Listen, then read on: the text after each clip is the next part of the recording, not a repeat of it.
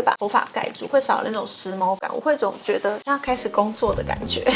一直都有很多人询问我们说要怎么使用领巾，或者是要怎么绑领巾。但我们其实觉得，比起怎么样绑花式领巾，我们觉得更恰当的使用领巾，反而能够更提升穿搭的细节。所以呢，今天这支影片呢，会着重在基础的领巾绑法教学外，也会实际示范要如何运用在不同的搭配，能刚刚好的点缀。及领巾到底要如何跟衣服配色呢？那先来介绍最常见的领巾类型。行动上最常见的就是正方形的，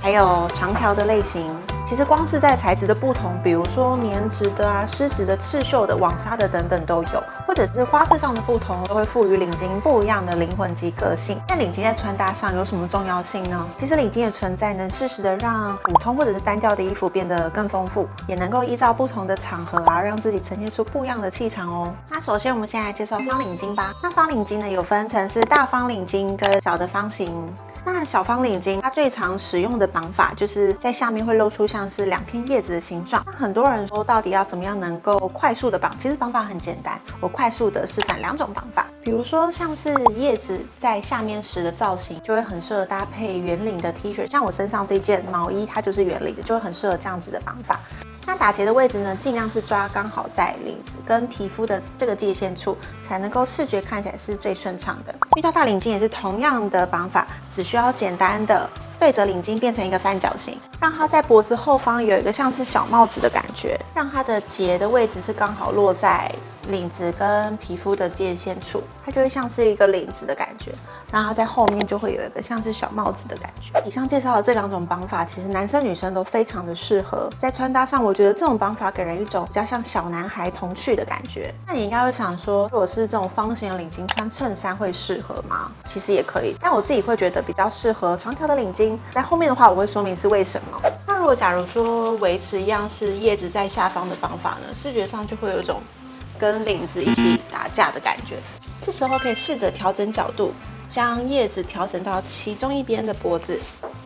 让它有点变成像是一个颈链的感觉，一个小小的点缀。领巾只能发挥在脖子之外呢，还可以有更多的搭配用途。比如说像是大方形的领巾的用途是最多的，它可以变身成头巾，比如说像是早期欧洲女生防晒会绑的绑法及美式嘻哈感的绑法。能适时的让整体的穿搭更增加个人的风采。不过这两种绑法非常吃脸型、发型及搭配的衣服风格，有时候没有配好，搭起来反而会非常的出戏。其实防晒头巾的绑法，以我个人认为是不论现在流行不流行，我觉得花纹元素秉持着减法的原则，身上的花纹及颜色保留1到2个就好了，顶多运用同色系、同材质去增加变化。因为当颜色多、花纹又多，其实整体的搭配会非常的混乱，也会非常吃个人的魅力，不是每个人都有办法驾驭。所以如果日常最安全的搭配方式就是秉持点缀的原则就好了。那这类的造型呢，我觉得蛮适合出游或是跟朋友聚会的，因为拍照起来就会造型感很够。那另外一种比较美式嘻哈感的绑法呢，也是男女生我觉得都非常适合的。自己觉得这类的绑法就比较可以尝试看看风格混搭，我觉得这种绑法蛮适合搭配古着啊、Y2可以感觉的，又或者是简约的正装都可以搭配，它能造出一种放浪不羁吗？感觉这样讲好像有点负面，但我想表达的是会有一种很像是艺术家的感觉，很靠感觉走的那种。但这样的头巾，我个人认为会比较适合长头发，至少有盖过耳朵的那种长度，搭配起来的风格会更完整。那如果是卷发的话，那就更好看了。那像我这种就是头发很短的话呢，我觉得这种头巾反而会把头发盖住，会少了那种时髦感，我会总觉得好像要开始工作的感觉。我会比较建议可以把头巾折成像是领结，营造出比较像是复古宽发带的感觉。我没有要放过大方巾，因为它还可以绑在腰部跟胸前，除了增加造型感之外呢，也能够包覆臀部。如果你是梨形身材的话呢，也可以看看我们之前的这支影片，它也有介绍说要怎么样运用方巾去修饰我们的臀部哦。那使用上呢，无论是洋装、裤装、裙装都很适合，但同样秉持点缀原则，让领巾适时的发挥它的角色。然后，如果你觉得绑起来臀部很紧绷不自在的话，也可以试试看是直接塞在裤头，或者可以搭配腰绳的方式，同样也可以营造相同的效果哦。好了，大领巾最后穿法介绍了，那就是它可以变成外穿马甲的概念，同样运用在素面的上衣。如果你想增加一点变化的话，可以搭配不同的花色啊、材质的方巾，营造出像是穿了不同衣服的变化感哦，也能够轻松的营造出衣服的层次感。那接下来就是长条领巾啦。那这种长条的领巾也是我自己最常使用，也是最爱的版型。因为我觉得相对的比较适合脖子可能没那么纤细修长的人。那为什么呢？因为其实方领巾折了之后，反而会增加那个领巾的厚度跟宽度。其实对于脖子可能相对没那么长的人来说，会比较相对的比较占空间。那长条领巾呢，因为它本身就是比较细长的，顶多是需要简单的可能这样子或者是反折，就不会太过于的霸占脖子的长度。那多余的领巾垂坠下来也会有延伸脖子的视觉效果。那同样的长领巾的用途及搭配方式又更多了，但它跟方领巾各有各的市场。长领巾呢，给人一种感觉跟方领巾相较起来，反而多了一种比较阴柔的特质。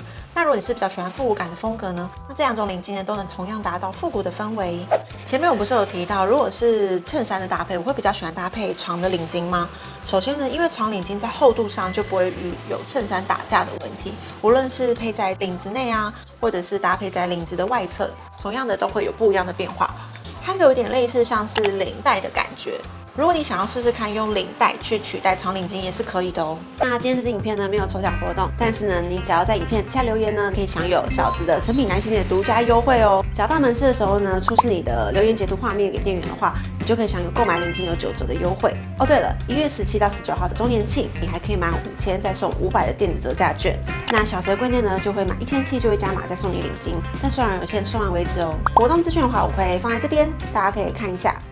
那长领巾的绑法呢，一样有非常的多种。如果你是希望花纹比较高调一点的话呢，可以维持领巾它本身原有的宽度，让花纹的面积是更完整的呈现。那如果你想定调一点的做法呢，可以将领巾对折一半，它让变得细细的，花纹就变得面积比较小，相对起来就会比较没那么的浮夸。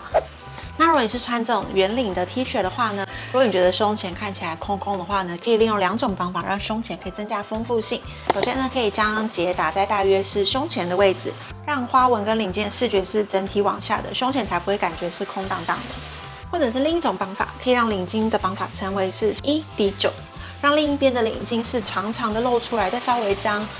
短的那边是移到左侧或者是右侧，能够让脖子的装饰同样的延伸到胸前。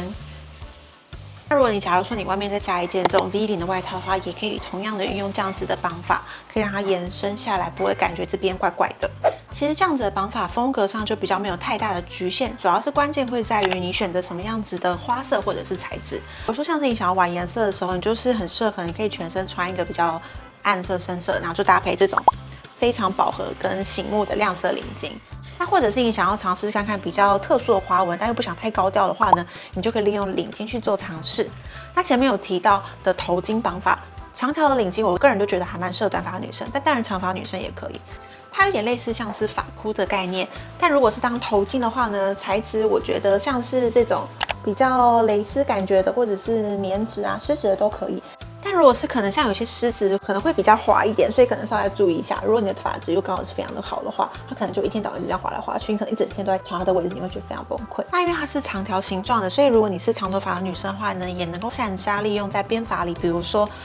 你绑那种麻花辫的时候，它可以绕在里面。但因为我不会绑，就附上图片给大家参考。